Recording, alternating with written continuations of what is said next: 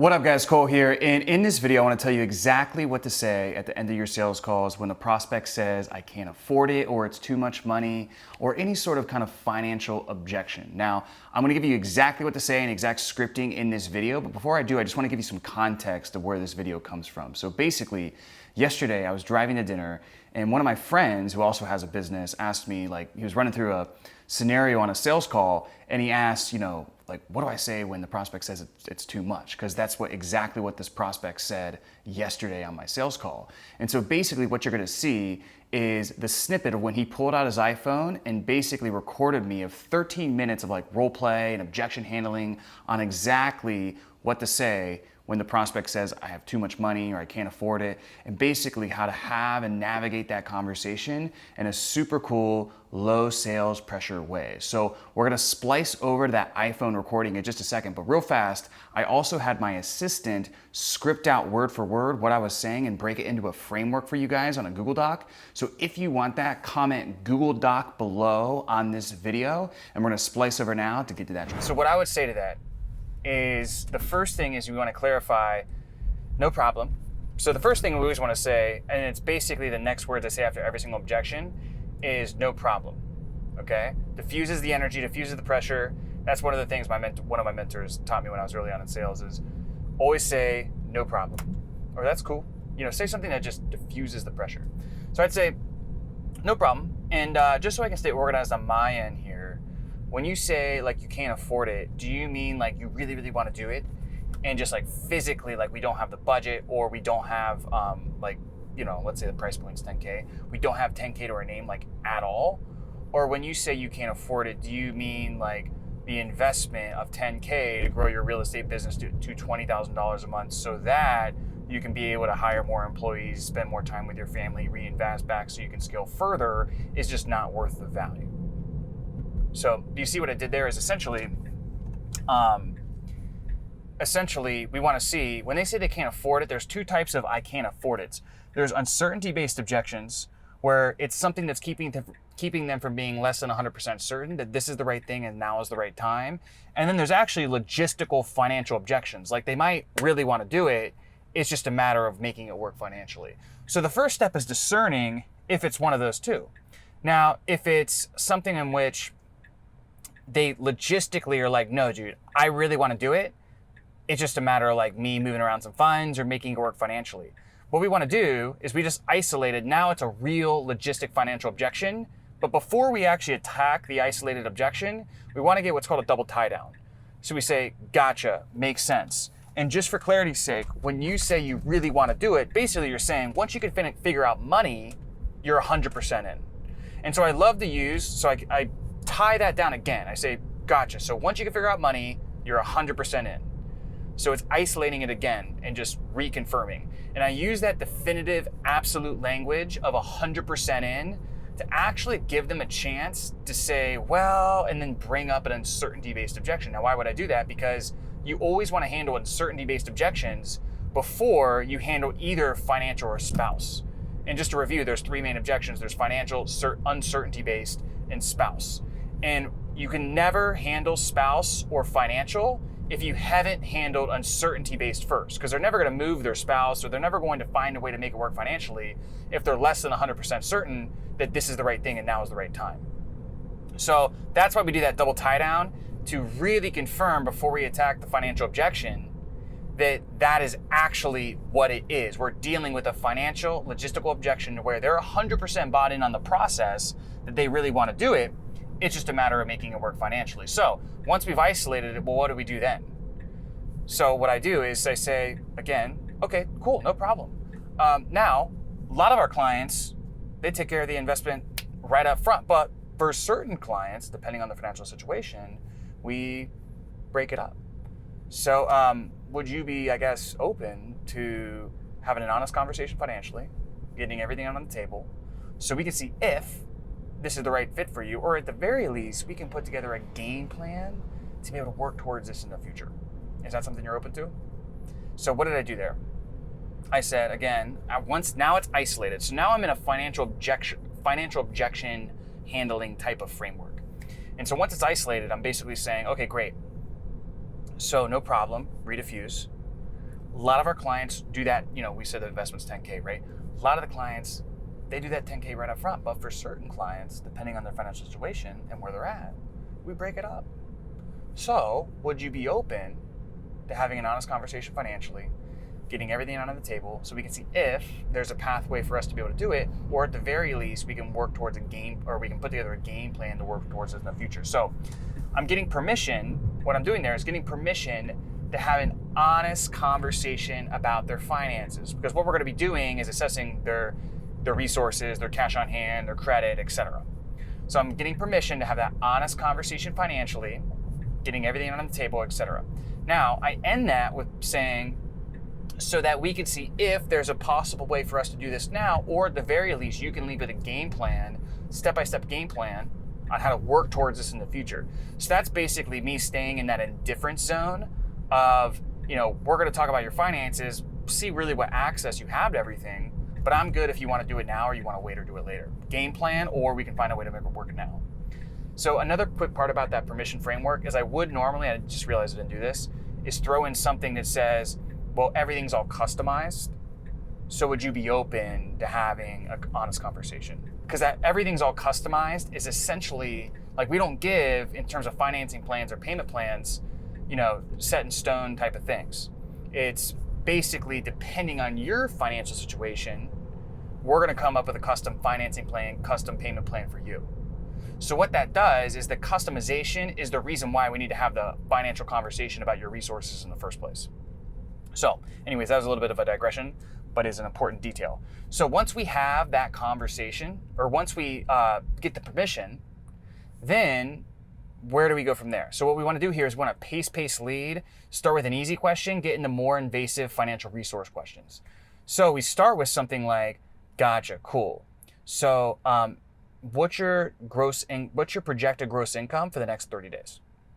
Gotcha, awesome. So let's say it's 10K a month. Gotcha, 10K. So after expenses, after paying the bills, after, making rent, putting food on the table, what's left over after that? And he's like, okay, I got 2 kids, I got this, I got that, 2K. Gotcha. So 2K free cash flow in the next 30 days. Now, what's your cash on hand exactly right now? So again, I'll repeat that. Cool. So 2K free net cash flow in the next 30 days. What's your cash on hand right now exactly? So that first question is really easy. Now that cash on hand question is a little bit invasive. So you see how I got him answering my questions, and then I threw that one in there. And if you ask it directly, confidently, and you say exactly, precisely, specifically at the end, they will tell you literally how much money is in their bank account. And then when they say a number, I usually follow that up with, now is that checking or is that savings? Very confidently, very calmly. Is that checking or is that savings? And if I sense any sort of resistance, or if I sense like they give me this like, oh, well, 500, like that's probably not like what's actually in their bank account. So then I'll follow that up with, cool. No, just to be clear, I'm like not asking like what you can spend on your credit card like right this second. I'm just actually asking what's really in like your bank account, or like what do you actually have access to? Okay.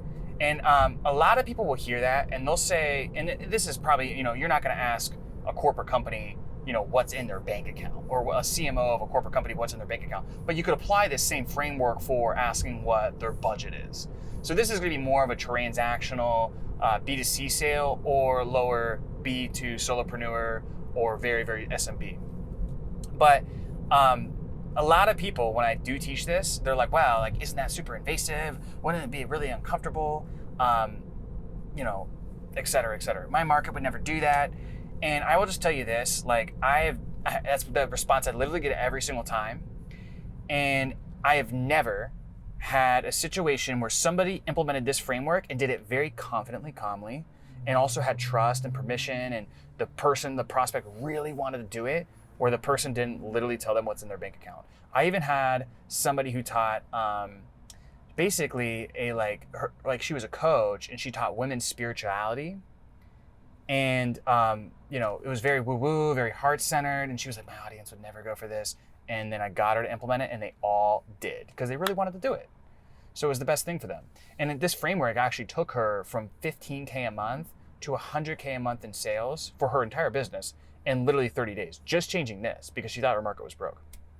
So anyways, to digress again, we get their cash on hand, right? Checking savings. And then I'll ask, gotcha, and what type of access do you have for credit? How many cards do you have right now? Okay, and what's the limit versus what actually is paid on the cards? Okay, so there's this amount you have access on this many cards. Okay, cool.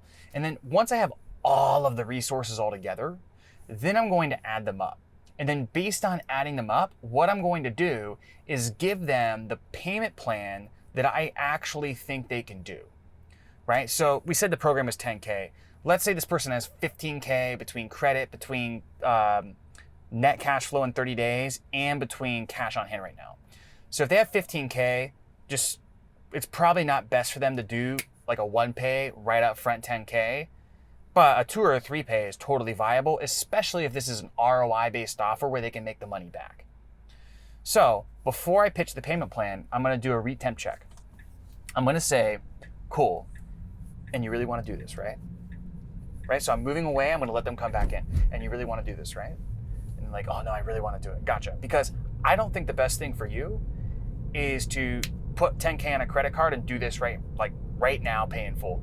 I also, based on what you told me about your business and where it's going and how things have been going downhill, and you haven't had a closing in the last 3 months, I also don't think the best thing for you is to do nothing. So what I would do if I was you, and what I'm really willing to do for you, is let you in for half. So you come in, put 5K down. That way we can reactivate your database. We can at the same time redevelop your front-end marketing system. We can work on your branding to make you the go-to authority agent for listings and buyers in your area. And we can get some closings coming in, or even work with investors or cash buyers to start getting people right away. That way, when that second payment, that second 5K comes around, you have your free net cash flow coming in. That brings it down to 3K. And we have so much momentum in the pipeline, we reactivated your database to where you have the best pipeline you've had all year. So by the next time that 5K comes around, it's basically just like an afterthought. So if that's something I'm willing to do for you, is that something you're willing to move forward with right now? And that's the close, the if-then close, right? Because essentially, and you can see what I did there, what most people would do with their payment plans is they just say like, well, like, let's break it into a 2-pay. And it's like, okay, great. Like, that can work, but is that optimal? Is that ideal? I don't know. You know, I just think it's so bad. Whereas what we want to do is we want to act like if we're going to give them a payment plan, a 2-pay, 3-pay, whatever, we want to act like it's a big trade. And I want to trade the payment plan, right? The terms, better terms on the deal. I want to trade that for a decision right now. That's why I use that if then at the end. And you can see, like, I didn't just give it away. How I presented it was very methodical. And so it makes them feel like I'm doing them a solid. When in reality, like, I might do that. I mean, when I closed full time, I literally closed everybody with that. I would just go down to a 2-pay every single time. And so it seemed like I was doing them a solid, but that was just like my process. That was what I was doing. And people felt really good about it.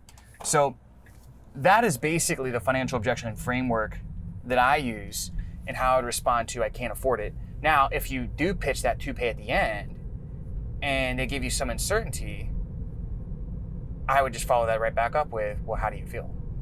Like, you know, what's going through your mind right now? How are you feeling? And I'd say, look, like, and at this point too, the thing is, you pitch them something you know they can do, right? You know they have 10K cash on hand, or 15K cash on hand in this case. It's a 10K program, it's a 5K down payment. They have 2K coming in 30 days. You know they can do that, right? So I might just point that out. I might say, like, look, dude, I just want you to be honest with me. And it's like, I'm good with whatever, but I know you can do it. I know you just told me you know this works. So what's really going on? Is it just nerves? And then we can get into the nervousness type of conversation, right? And really actually seeing, okay, like, is this something where we're just dealing with nerves here? Are we just dealing with somebody who just doesn't believe in themselves or is dealing with a little bit of fear? And then we can coach them on that. And that's a whole nother conversation, maybe a whole nother YouTube video.